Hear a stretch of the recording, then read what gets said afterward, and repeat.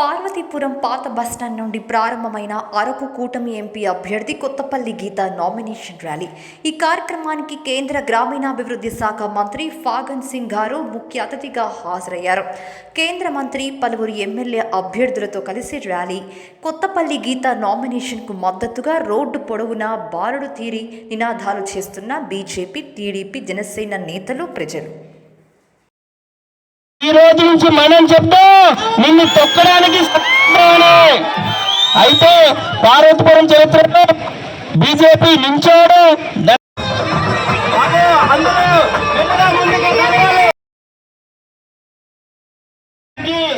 అందరికీ వచ్చిన కార్యకర్తలకి, తెలుగుదేశం, జనసేన, బీజేపీ నుంచి వచ్చిన ప్రతి కార్యకర్తకి పేరు పేరున ప్రత్యేకంగా కృతజ్ఞతలు తెలియజేసుకుంటున్నాను.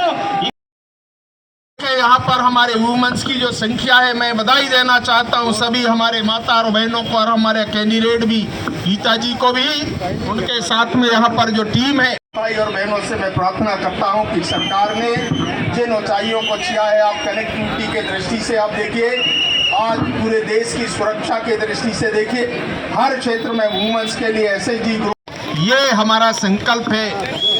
भारतीय जनता पार्टी ने यहाँ पर NDA का कैंडिडेट भारतीय जनता पार्टी की ओर से आप सबके सहयोग से गीता जी हमारे उम्मीदवार हैं, और इसलिए मैं चाहता हूँ गरीब के कल्याण की योजनाओं के लिए आज अगर देश के अंदर कोई पहचान बनाने वाला कोई नेता है तो उसका नाम है नरेंद्र भाई मोदी जी।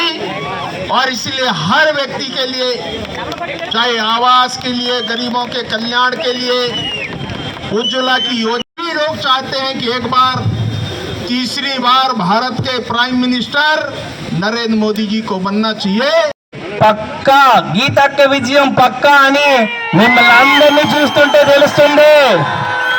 జై హో గీతక్క, నీ విజయం పక్కా. మరొకసారి చెప్తున్నా, గుర్తుపెట్టుకోండి.